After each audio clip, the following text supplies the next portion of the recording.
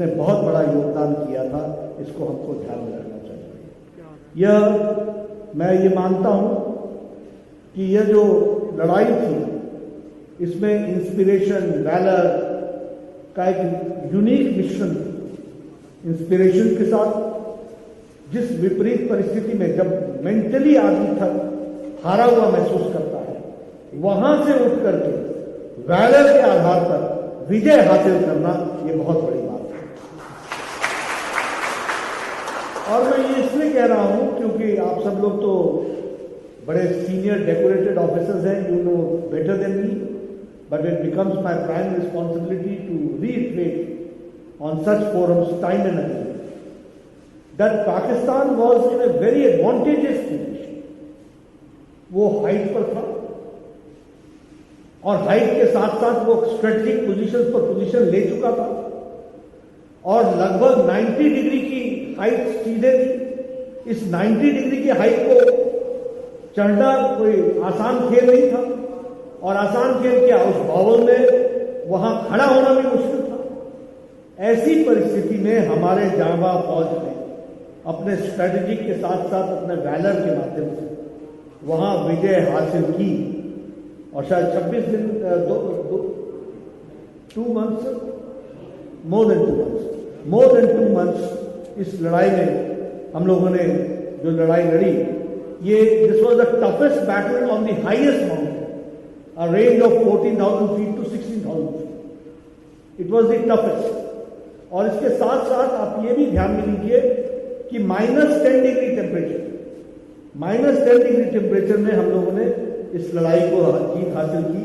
मैं ये महसूस करता हूं कि आने वाले समय में हमें, हमारी जनरेशन इस बात को याद रखेगी कि हमारे बॉर्डर की सिक्योरिटी और हमारी सिक्योरिटी, इस देश की सिक्योरिटी किस तरीके से हमारी फौज ने, हमारे सोल्जर्स ने, हमारे ऑफिसर्स ने अपने जान को जोखिम में डाल करके किया है।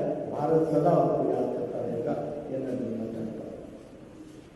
हम तो इसको हर साल मनाते ही हैं, लेकिन हाँ, हम इस बात को भी आपको याद दिलाना चाहते हैं कि जब ये लड़ाई फौज बॉर्डर पर लड़ रही थी तो पॉलिटिकल लीडरशिप इंटरनेशनल एरिना पर लड़ रही थी और उसने भी बहुत सही और तगड़ा संदेश दिया। आपको याद होगा कि नवाज शरीफ साहब बिल क्लिंटन के पास गए, उन्होंने कहा कि इंटरवेंशन करो, इसके बीच में बीच बिचाव होना चाहिए। और ऐसा नहीं था, उस समय बहुत से संदेश भी आए थे, बहुत से सिग्नल्स भी आए थे, बहुत सी बातचीत भी हुई, लेकिन अटल जी ने कहा था कि मैं पहले तो अमेरिका जाने की बात को उन्होंने इनकार किया था, लेकिन साहब ने कहा था कि भारत कोई भी युद्ध में विराम नहीं करेगा जब तक कि पाकिस्तान को हम पछाड़ करके अपने बॉर्डर को सिक्योर नहीं कर देंगे। और आज मैं खुशी के साथ और गौरव के साथ ये कह सकता हूं कि प्रधानमंत्री मोदी जी ने उसी विचार को लेकर के आज दिन तक जीरो टॉलरेंस ऑफ इंट्रूजन, इसको मानते हुए आदरणीय मोदी जी ने भी इसको पूरा किया है और फौज के मोराल को बनाए रखा है हर दृष्टि से, हर कार्यक्रम के माध्यम से। हम सब जानते हैं कि उनका लगाव फौज के प्रति और भारत की सुरक्षा के प्रति कितना है। उनकी हर दिवाली कहीं न कहीं बॉर्डर पर बनती है, हमारे फौज के अफसरों के साथ, हमारे फौज के सोल्जर्स के साथ, उनके साथ बनती है। एक बार नहीं, अनेकों बार, फिर चाहे वो अरुणाचल प्रदेश का बॉर्डर हो, फिर चाहे वो हिमाचल प्रदेश का बॉर्डर हो, फिर चाहे वो उत्तरांचल का बॉर्डर हो, फिर वो लेह लद्दाख का बॉर्डर हो, किसी न किसी बॉर्डर पर प्रधानमंत्री जी हमें हमेशा दीपावली के अवसर पर देखते हैं। यह संदेश है कि जो हमारे बॉर्डर पर रक्षा कर रहे होते हैं, दीपावली के उत्सव पर भी हमारे प्रहरी के रूप में खड़े होते हैं, उनके साथ भारत का प्रधानमंत्री खड़ा होता है। इस बात को हमको समझना चाहिए। अभी भी हमने देखा कि ये जो लद्दाख स्टैंड ऑफ है, इसमें प्रधानमंत्री जी खुद थे, उन्होंने सारा दिन लगाया, मीटिंग भी ली, हमारे फौजी भाइयों के साथ उनकी हौसला अफजाई भी की और साथ ही साथ जो हमारे घायल सेनानी थे उनका भी हालचाल पूछते हुए, यानी भारत का प्रधानमंत्री यानी 130 करोड़ देश उनके नेतृत्व में फौज के साथ खड़ा है, इस बात का संदेश उसमें से जाता है। मैं आप सबसे ये जरूर कहना चाहूंगा कि जहां तक फौज का सवाल है, प्राइम मिनिस्टर के एजेंडा में it is on the defence is on focus, और डिफेंस को उन्होंने हमेशा फोकस में रखा है। आप देखिए 40 साल से OROP का विषय चल रहा है, सबने इसके साथ राजनीति की।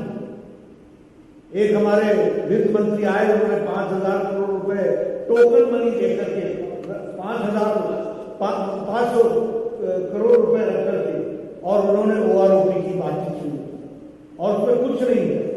लेकिन आप उन्होंने प्रधानमंत्री जी को 2014 में भरपूर समर्थन दिया, और हम ये गौरव के साथ कह सकते हैं कि OROP को पूरा का पूरा मानने का काम प्रधानमंत्री मोदी जी ने किया, और 30,000 करोड़ रुपए देकर सारे कोई भी केस वापस नहीं रहा, इस तरीके की व्यवस्था की।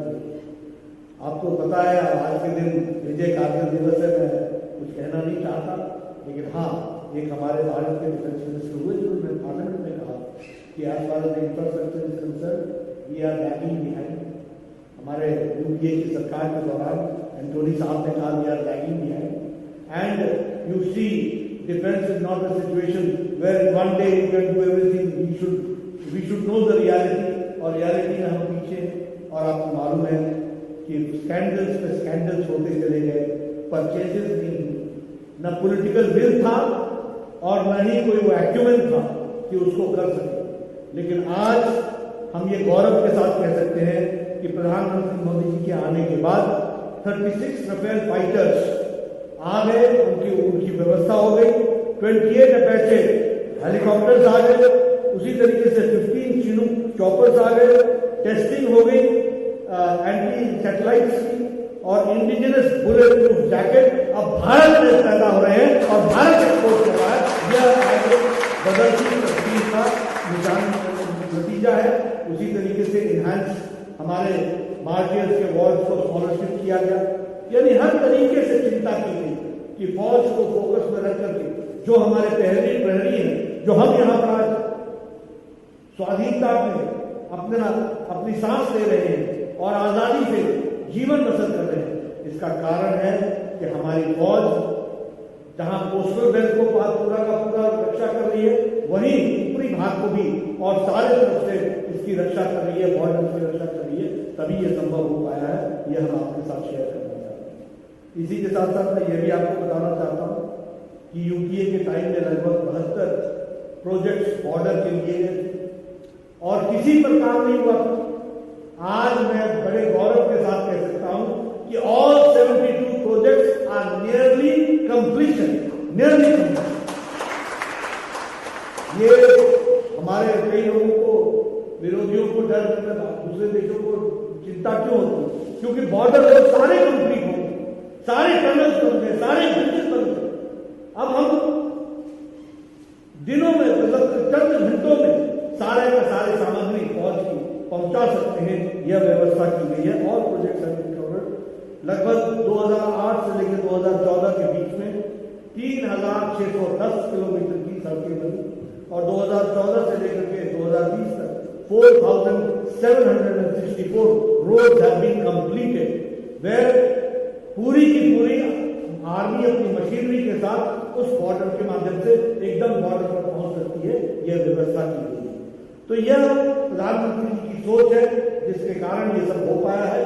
और आज भारत की फौज आप जानते हैं, one of the best armed forces in the world, इस तरीके का हम मानते हैं। आज शौर्य दिवस पर हम एक ही बात कहना चाहेंगे कि भारतीय जनता पार्टी का एक एक कार्यकर्ता देश के प्रति समर्पित है। देश सबसे पहला है, top on the agenda, nation first. और नेशन फर्स्ट को अगर नेशन फर्स्ट रहना है तो नेशन बॉर्डर फर्स्ट, और उस बॉर्डर की रक्षा आप सब लोगों ने किया है और आप सब कर रहे हैं। आप सब बधाई के साथ रहे। विजय दिवस के अवसर पर मैं आप सबको शुभकामनाएं देता हूँ, बधाई इस तरीके से देता हूँ कि हम लोग फिर से रीइंफोर्स होकर के, ताकत लेकर के अपनी जनता के बीच में इन बातों को रखें ताकि उनकी भी हौसला अफजाई हो, उनके समझ में आए कि आज देश कितना मजबूत मोदी जी के नेतृत्व में है और दुश्मन के लिए हम पूरी तरीके से तैयार हैं, हर तरीके से तैयार हैं। ये हमारा मनोबल है।